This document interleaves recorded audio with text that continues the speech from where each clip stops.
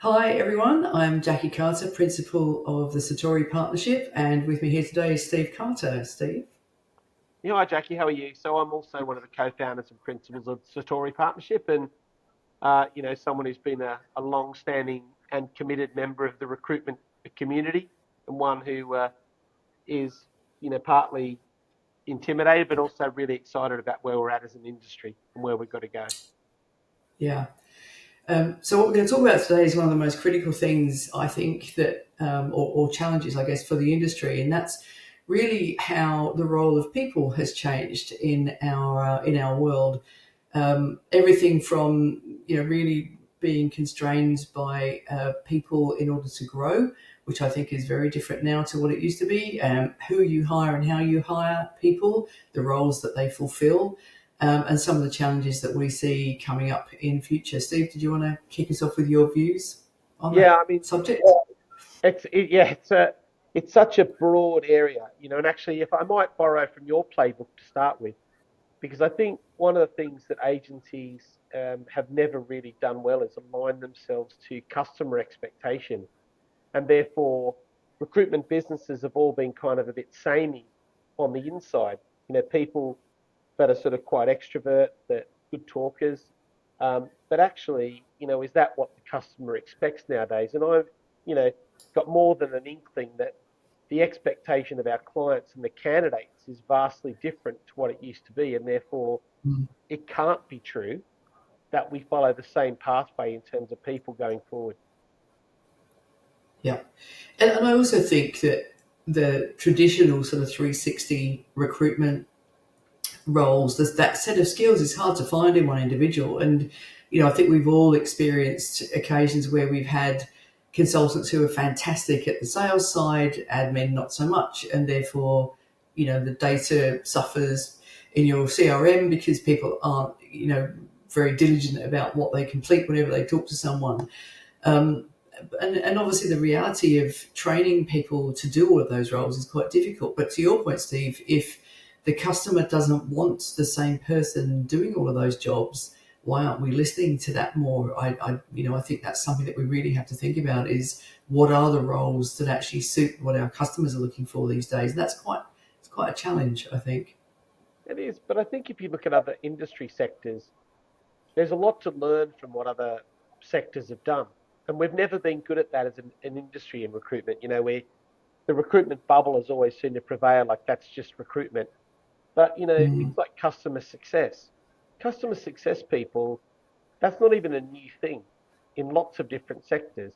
But customer success barely exists in recruitment whatsoever. And I mean, I think that's just a indicative of maybe how we think about how we align to our clients and our candidates. Um, and people talk about that sort of stuff a lot, but rarely is it done. And that's because the recruiter, if they're in 360 environments, juggling and spinning lots of plates at the same time. And if yeah. they're dedicated to one particular area of the business, they don't always have the same empathy or um, understanding of what the other side's doing. So again, lots of people I know that do exclusively business development, their job's to bring the vacancy in. Mm, Well, there's a lack of connection to what the other side is. You can't yeah. do one without the other. So I think, as an industry, we've got to look to other industries as well, service industries, to see what they've done. And there's a lot to learn. Yeah, and I think also, we've had another conversation in our leadership session around KPIs and metrics. And quite often, I think at the moment, there may be some adaptation to, if you like, or response to customer needs in terms of the roles that consultants are being, or your staff, your employees are being asked to fulfill, but your metrics don't reflect those changes. So again, I think understanding what it is your customer wants, looking at the roles that your people are fulfilling, and then looking at the metrics that you value them by, if you like, and perhaps that's as a team, by the way, not necessarily just as an individual, because to your point, Steve, everything that everyone does matters. So how do you recognize and measure that team effectiveness as well as, or perhaps instead of, in some cases, just the individual? And I think typically our industry has just been about the individual and measuring them. rather than potentially a team, which probably can have a much bigger impact these days, I think, than a bunch of individual consultants. Would you agree with that? I more than agree with it. I mean, in immediately post COVID, I threw myself into trying to understand how different business models worked and would they Mm-hmm. apply to recruitment. And agile, for example, I did an agile practitioner's course, and in doing that, really, it was really to see what would apply. But what I learned from that was this sort of collaboration, this co-brokerage of opportunities within a business and collective ownership and recognition by team had profound effects on how organizations work, particularly in tech sectors, but more often than not in other large corporations. And it would apply beautifully in recruitment because all the Mm-hmm. stakeholders internally had some level of accountability to the customer to get things done on time at a particular level of quality, then we would just perform better. And there's a lot of empirical evidence around why the model doesn't work, the people model, because if you look at a typical agency that fills 25% of its vacancies on perm, it means it failed 75% of the time. So when a customer gives that individual the faith and the belief to go and fill my job, 3 out of 4 times they don't do it. So that can't be Mm. the individual can't be that bad. It has to be the way that the organization is set up.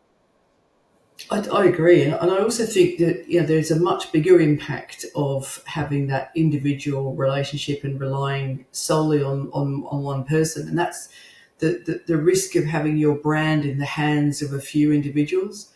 Your entire relationship with that customer depends on that one person, and I'm sure you've experienced this many times, Steve, as I have, that where a consultant who's particularly a high biller walks out of the door, they take that business with them. Now that's a massive risk, and one that I think often is only identified when it's too late.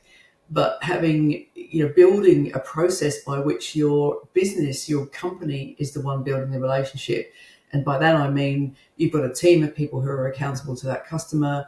You're building your brand in a way that builds a relationship with that organization as well as the individual. You're building trust on LinkedIn through the things that you're posting, the way that you're influencing. All of those things mean that the relationship you're building with that customer is actually with your company, not with that individual, which, as I said, is often not really understood until it's too late, Yeah, sadly. that's true. And so many organizations build around the wrong individuals. And in fact, you shouldn't really build around any of the individuals. Yeah. What you should really be doing is try and build around the organization and all the multiple facets of great things they can do for a client. But, Mm. the nature of loyalty with clients is built around the fickle nature of how recruitment agencies are set up. The client deals with one person, or in Yeah. fact, even worse, they get called by 30 people from the one agency, Yeah. and they, and the service experience across the board is completely different. Um, I also think what's very interesting is about the sort of here and now of recruitment as well when it comes to the people um, sort of strategy. Because if you think about the future of humans in recruitment, um, although I speak a lot about tech and transformation and AI and stuff, I mean, the reality is I'm very pro people, and I think you and I are aligned on that. I mean, I really believe that the relationship is now become the number one skill in a recruitment Mm. agency. It's based on trust, it's based on experience, it's based on Yeah. knowledge, it's based on that human instinct where they can read between the lines, know when it's the right time to tell a joke or be serious and somber, but also just understand the variables around why people do and don't succeed in the interview process. And Mm. AI isn't going to do that. It's going to deal a lot with the data, it's going to deal a lot with the facts. So, first and foremost, on the people journey, the relationships now become absolutely critical. The second thing is that agencies have always been set up with people that have been hired because they're probably extrovert, because they're good communicators. And the tragedy in the industry is those people get chained to a screen for 40 hours a week and don't get a chance to use those skills they were hired for, which makes no sense. And so a lot of really amazing people have had their mojo stolen simply because they ended up just being LinkedIn jockeys all day and actually not doing what they were good at. And I think that the pivotal moment's now arrived where, because of AI, a lot of those tasks are going to be automatable. They are going to be achieved by using AI, which is a lower cost 24/7 workhorse, but it gives the agency opportunity to bring people in with skills that maybe have never existed in a recruitment business before, to power that combination strategy of AI and automation with relationship. And I think that's a really exciting evolution of the people journey. It really is, and it's going to take some brave thinking by the leaders of the recruitment businesses today. But really, having a look at the skills that are required to most effectively serve the customers that you have, as opposed to looking at the individuals and seeing where they could fit. I think if we broke down the skills that are needed, as you said, at one end of the spectrum is the building of human relationships, being out there, seeing people, understanding what's motivating your customers, being able to respond to them in a way that is meaningful to them, versus having at the other end of the spectrum potentially is people who are diligent around the database, who are managing compliance really effectively, who are looking at the efficiency of processes, who are managing the automations around re-engagements of candidates. All of those skill sets now can be broken, and some of them will be done by AI and some of them won't be. But unless you really get down and understand your processes, understand the skills that are needed at each element, at each step of that that workflow, I think as a leader it's going to be quite difficult to really nail the roles that you need and therefore the skills that you need, or where you can place people appropriately. And just also on that, without having that kind of understanding of the processes and the functions that exist in your organization, it's really difficult to automate that. Otherwise, you end up automating a bad process. If things aren't being done well right now, all you're going to end up doing, if you do put AI in somewhere, is really underpinning that bad process and making it faster, which is not necessarily a good thing. No, I mean, that's just so common. You and I talk about this, and as a team, we get this all the time where people Yeah. call us and say, "Come in, we want AI everything, please." And you Yeah. can't just do that, because you will Mhm. immediately, why, most people don't know what problem they're trying to solve, and then secondly, you will automate a bad process, and then thirdly, you've got this kind of trench war going on at the moment between humans, sort of pushing back, sort of dissing the idea that automation and AI will do a good job, and actually trying to make it fail, whereas actually the people journey going forward is not about individuals. It's about a strategy around humans and human and technological interaction, where the tech enables those people to be better. And in order to achieve that, you have to step back and away from it and actually have a look at what the workflows are, what the customer requirements are, what are the variables that make your agency more valuable, look at the customer Mhm. spend data, but you've got to have humans that understand that. And actually, there's no better example than marketing, in terms of human capacity in an agency. So I know it's a topic near and dear to you, but marketing people were kind of always the department that made a great T-shirt or organised an event, and it was all very broadcasty marketing. But actually, now the science of marketing, customer engagement, demand generation, how do you create a community of people that actually believe in what you're doing? They're Mhm. enabling sales. So that is a combination of technology as now allowing people with marketing capability to be really, really mission critical people inside a recruitment business. So those that actually liaise with the customer face to face already know they're engaged. They already know they're interested in the brand. They already know what they're buying and why they're doing it. And it's starting to mimic the experience of non-recruitment businesses. So, it's the Mhm. ability to have people that know what to do with the technology. But if you can get the blend right, it's absolutely fantastic. And Yeah. agencies can move further faster.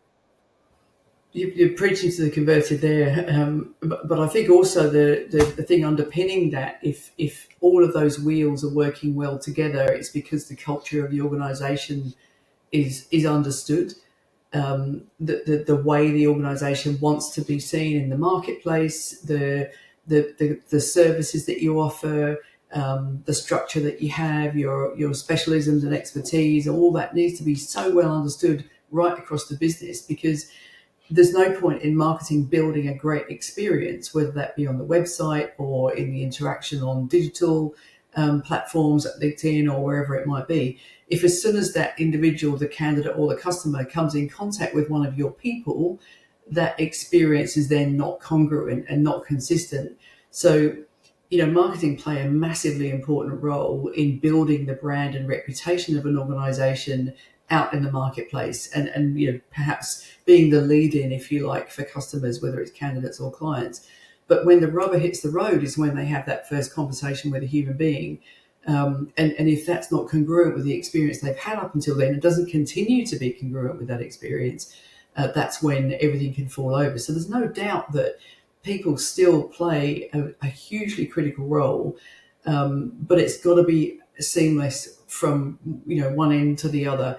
And that's what I think people are struggling with right now, is actually how to make that whole experience quite seamless. But certainly technology is massively important, but no more so than the human spirit. Yeah, and look, I think you know, I think I'm pretty typical. I mean, although I'm involved in AI, I don't necessarily trust AI to the point where would I trust AI with a if AI was getting me a job and there was no human involved, how would I feel about that? And I'm not sure I'd trust it to that point yet. Maybe I will in the future, and I don't think I'm unusual in that. And therefore, however good tech is, the human's going to be the casting vote. Their ability to read between the lines and just understand me as a human better. I mean, we're all built that way. So, I think that's even more important. And the other point I wanted to touch on is that from a leadership point of view, growth, traditionally growth was driven by hire more people. Yeah. And, I think that is probably one of the single biggest mistakes an agency leader or owner could make today. That Mm. should not be the first place they go to talk about growth. Let's get 10 more people in. You know, Unless they've got massive holes in their customer experience, where people are going to help in that way, they should be looking at improving productivity. So by growing by adding headcount is just fool's gold. That's a short, fast run to failure. And agencies have to sort of think about that when they think about their own people journey going forward, is that that is not the answer. I mean, is that a fair comment? Yeah, definitely. I think just trying to think about okay. So what do we do then? If I was watching this, what is it we should be doing? Well, I think initially you need to look at your processes and look at your workflows and understand where you've got the right skills and perhaps not the right skills, where automation could play a part, where it maybe already does, and is it helping? How are you measuring? How are you, what makes a good operator in this part of that workflow? What's a good outcome in this part of that workflow? So I think that's a really good place to start, is understanding what your current processes and workflow are, what they look like, who's doing what along those journeys, and then have you got the right skills and the right people in those in those particular Yeah. roles. And and I think fundamentally technology should be there to support a good process. It's never going to fix a bad one. Yeah, and I think as people plan their human journey going forward, that diagnostic on looking at workflows, looking at the problem solving around that Mm. workflow and how to reshape it could well lead, and I expect it would, to hiring people that have never been hired in recruitment businesses. I mean, I don't know any recruitment companies that have an internal prompt engineer, but I Mm. can see that that is going to be a normal job in a recruitment business over the next 2 to 5 years. Data people are rarely seen as a specialist. Yeah. It's just a kind of another job. And in fact, you know, if people starting out and looking or just looking at their growth journey, someone who's a data specialist should be the number one pick on the team sheet every week, because they're going to lead you to where to make the money a lot faster, rather than hire another salesperson to, pick up the phone and bash out some more calls or send out a stack of email. Use some science. Um, recruitment should learn from other sectors, but they just don't do Absolutely. that anymore. And I think if there was, so looking at your processes and your workflows is definitely a critical starting point. But if your data strategy and your data capability aren't sound and solid, then that's where you really need to begin. And I'm sure we've got a whole, well, more than a podcast, we've got another series about that, because I think that's so critical in everything we've talked about, whether it be around leadership and KPI and how you manage the business, whether it's around processes and workflow, automation, efficiency. None of that can work if the data foundations aren't exactly what they need to be. True. And look, again, I said it a little while ago, I'm very pro people, but I think, the recruitment 2026, 2027, when you compare it back to recruitment 24 and 25 in terms of people, it's going to look very, very different. And I think that's inevitable. And it's just those people that adapt quick enough to where they Mm. put their people in the right jobs with the right skills, with the right enablement from technology are going to be the winners here. And that is something all agencies have to consider. You cannot carry on the way you are and believe, and there's lots of reasons for that, which we won't go into. But if you just think this is going to be more of the same going forward, then I'd think about doing something else. I don't think recruitment's for you. Yeah, I think fundamentally people will create profitability, but it's not, in terms of headcount, isn't going to drive it anymore. It's actually having the right people in the right roles, isn't it? 100%. So look, it's been great, as usual, Jack, talking to you. I get good fortune to do that every single week, and really appreciate the opportunity from AppSco to produce some of this short content.